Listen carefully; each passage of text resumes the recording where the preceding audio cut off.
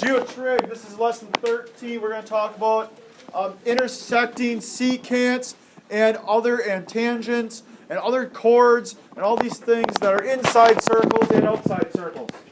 So, first of all, we probably should go back and recover what is a secant. Give you a hint. Both of those lines are secants. Lines that intersect? No. At least I can get my notes out. Okay, sorry. Let me rephrase that. Go further than lines that intersect. It's not really lines that intersect. Segments. So there are lines that intersect at two different points in the circle, like all the way. Where's that coming from? Yes. Okay. Guys, a secant is a line that intersects a circle twice. A chord starts and stops, I do believe, on a circle, yes? Yes. Where a secant is a line that can continuously go on and on and on. So, what they say, guys, and I've got this starred here, that if two secants intersect inside, very important, we got the word inside of a circle, the measures of its angle, and hey, notice, these are both x because they're vertical angles, formed equal, so x equals in this problem, the sum of the angle measures of the arcs, or the measures of their arcs, and divided by 2. It doesn't matter where they intersect inside. If you see this, you should know that I can take both arcs, big arc, little arc, or both arcs, it doesn't matter, add them up, divide by 2, and you will have whatever that angle is. It doesn't matter, guys, and I'll draw one here. If I had one that intercepted here, and I put x there, I still add up the arc on this side, the arc on that side, add them together, divide by 2, and then I have the angle. Okay? I'm going to give you a lot of information first, and then we're going to go through examples. Check. Are they both X's? Now, we start talking about two secants maybe that don't intersect inside, they intersect outside. And I guess, you know, that this, let's go back a page here, that this, I guess, we could also say that it could have been a chord in a secant. Okay? We still have arcs that are formed on both sides here. So even if with a chord, if it intersects inside, it uses that formula. Now, the other side, the flip side of this, is that the secants will meet on the outside. Sometimes it's two secants as the top one, or sometimes it's the bottom one, and it's a secant and a tangent. A tangent, guys, is something that touches the circle in exactly one point. There's a different formula for this one. What do you guys think it is? Without actually looking ahead.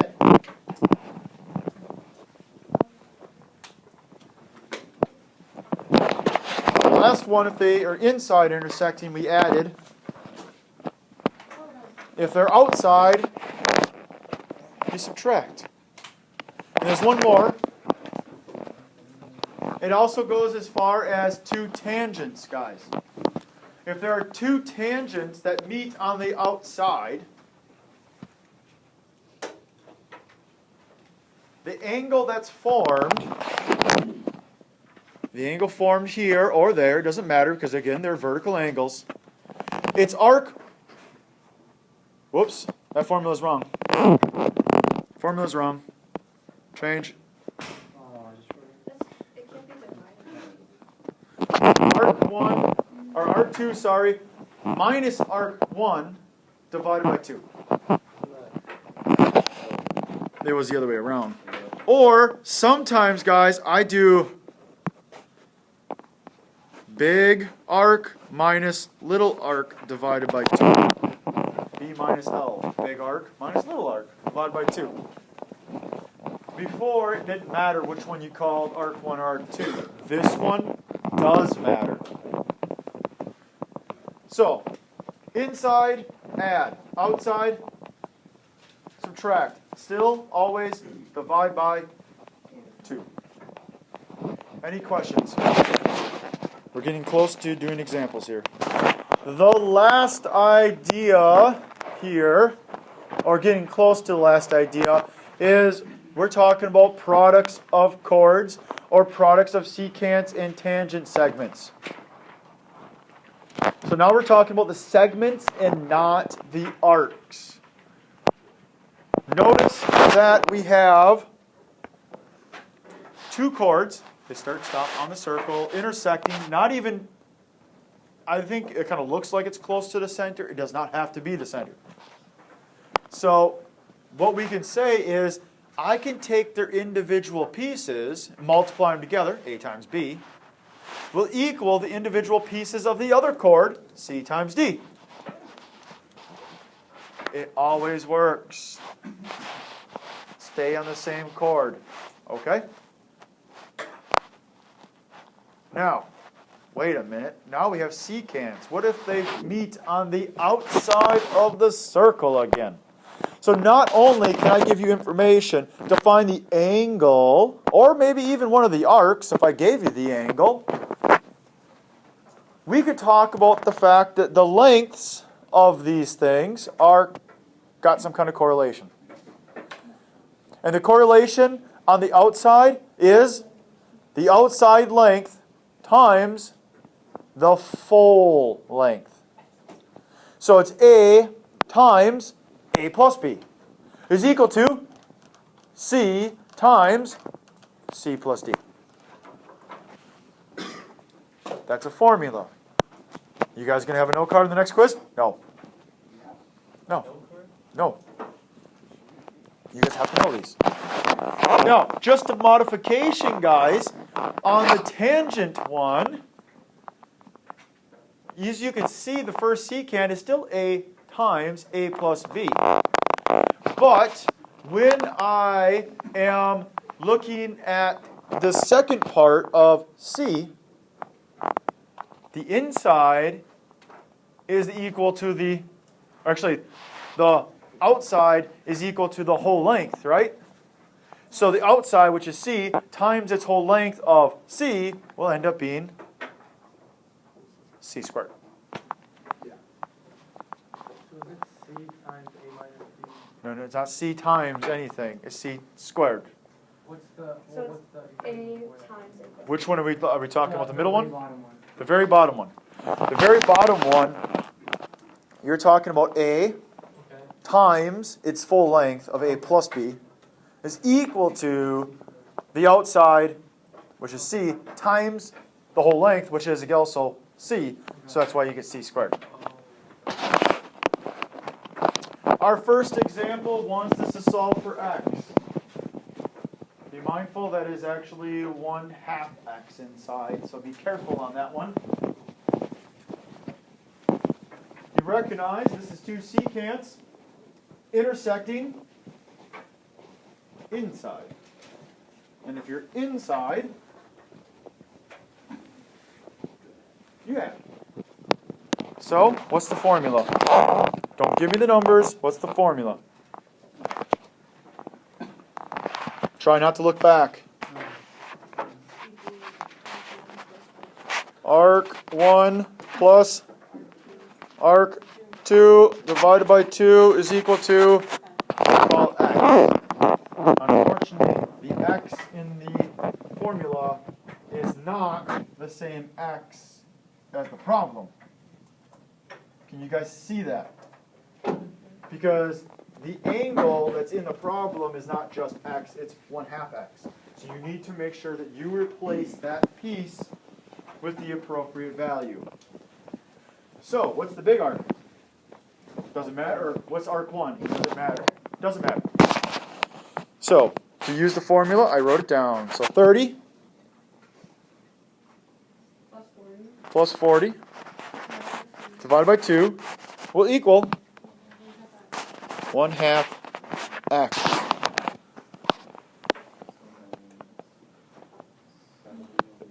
$70 over 2 equals 1/2 x. I'm going to get x by itself, so I do what? Multiply both sides by 2. What happens with the 1/2s? Look at that, over there. So x has to equal 70. And you're done. Next problem. I have an angle of 2x on the outside of intersecting secants. 15 is the little arc, 75 is the big arc. Find x. I'll give you guys a couple seconds to try it on your own. Formula. What is it? Arc 2 minus Arc 1 all over 2. Arc 2 minus arc 1 all over 2 is equal to x. Because they intersect outside, you subtract. So, filling the formula in. What's x? Oh. 75 minus 15 over 2 is equal to 2x. 75 minus 15.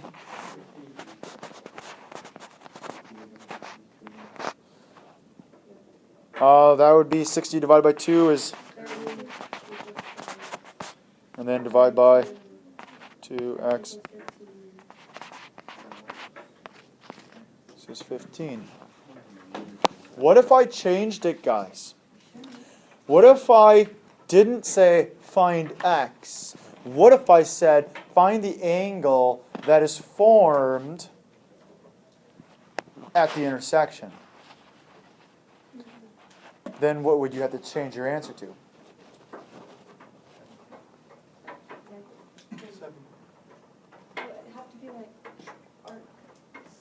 What is the angle formed here, guys?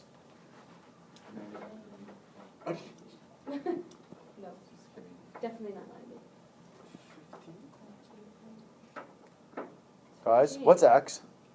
15. 15. What's the angle? 30. You gotta say 2 times 15 to get 30.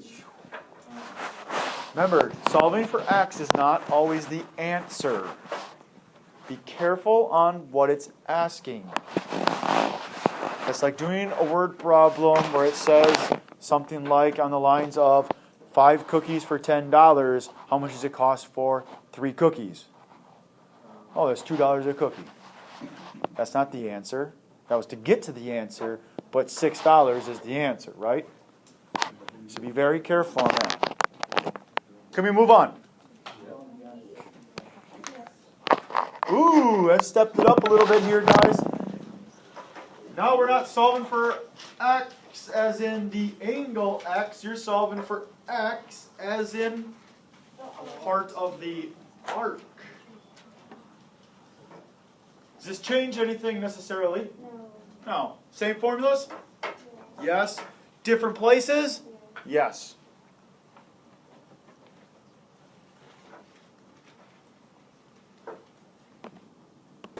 Okay, which formula am I using on this one, guys? The minus one.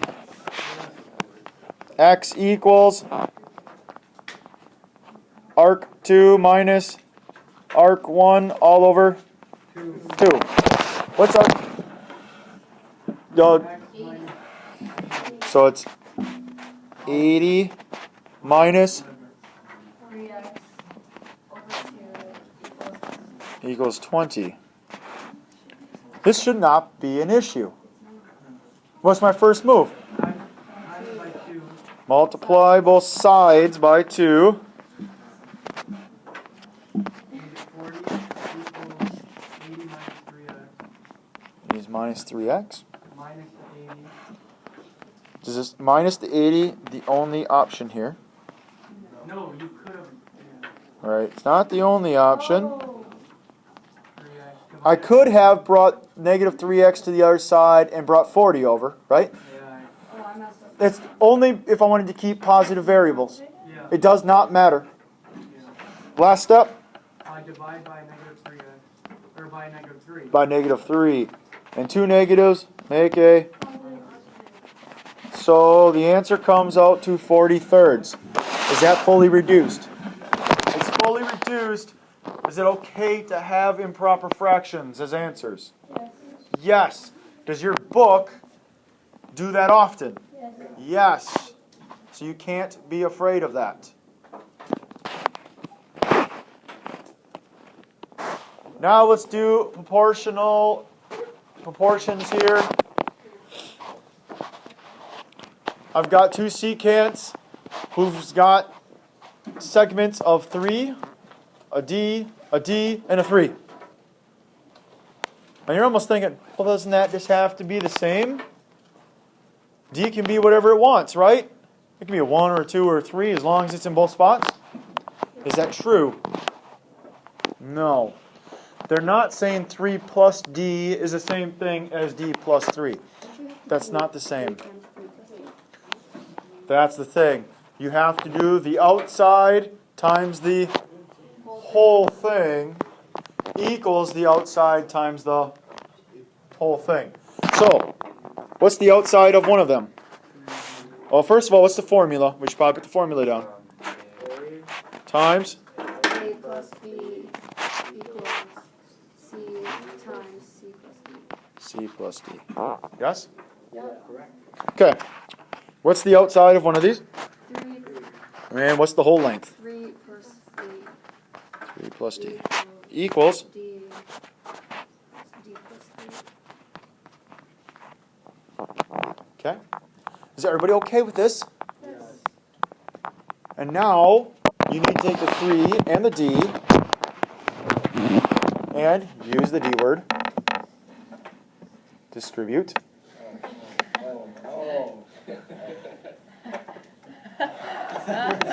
Yeah, that, you needed to clarify. 3 times 3, 9 3 times D, 3D, equals, D squared uh-oh, plus 3. uh-oh. Subtract the 3D. Oh, that's going to work out nice then, isn't it? No. Yes, it should. They're gone. D equals 3. So D squared is equal to 9. Square root 8. D Are you guys ignoring something here? Are you guys ignoring the fact that I'm square rooting, solving for a variable? I need to have what? Plus or minus. Plus or minus. Because, wait, guys. Okay, guys, guess what though? The answer is only 3. You can't have a negative. You can't have a negative length. Yes. Nice. So, in this particular problem, if you messed up and didn't realize that you're taking square roots, you would have been okay. But officially, when you square root, solving for a variable, you need to have plus or minus. But we can't have a negative length, so D is equal to 3 is the only option available for us. I would show the plus minus, but then you would kind of say, hey, that negative 3 is one of those extraneous solutions that don't work. And the reason is because you can't have a negative length. If you left it plus minus. Last problem, we have a secant and a tangent. Make sure to use the formula and use it correctly. Formula! What's the formula for this one, guys? A plus B equals C squared. What's A? Hey, wait. They have A in the problem. Does it necessarily have to be there? As in, like, you could have called that another variable. They could have put A inside where we said B is. It doesn't matter, right? Yeah. This particular problem, A just happens to be in the A spot for formula. It's okay. Don't get it mixed up. So,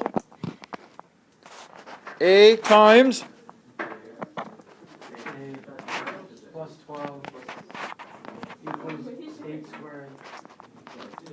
Has everybody got that? And I need to Square. square it and Distribute. distribute.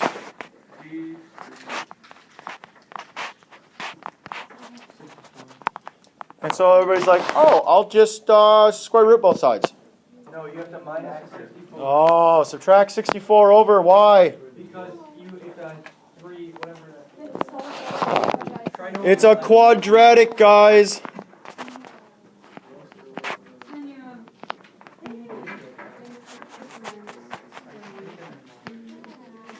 Guys, we have at least 3, 4, I'm going to say 4 different ways that I think you can solve this. First way, factor. Second way, complete the square. Third way, quadratic formula. Fourth way, graph it. Now, guys, here's my order of operations for this. My order. A is equal to 1. So I'm going to try to factor it. So I'm going to ask myself, are there factor pairs of 64 that will lead me to a 12? So I take 64 and start writing them down. 164. No. 2 and 32. No. 3. No. 4 Yes. and 16. Yes. Hey, if I have a positive 16 and a minus 4, yes? Yes. So,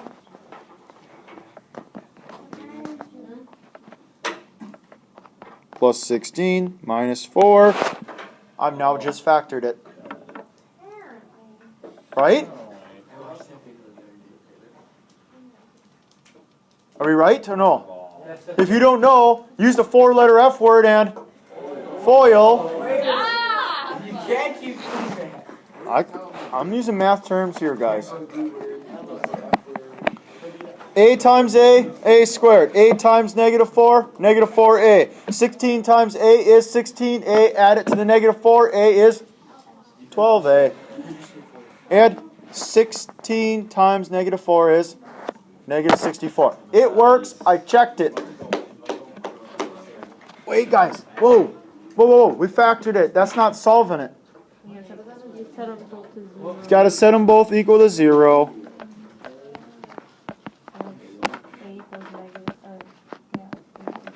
So A equals negative 16 or 4. According to the rules from last problem, what's out, what's in? Oh, the negative's out. The negative's out because it can't have a negative length. So the only answer to our problem is 4. Your homework is lesson 13, page 106, 4 through 12 and 28. Have a fantastic day.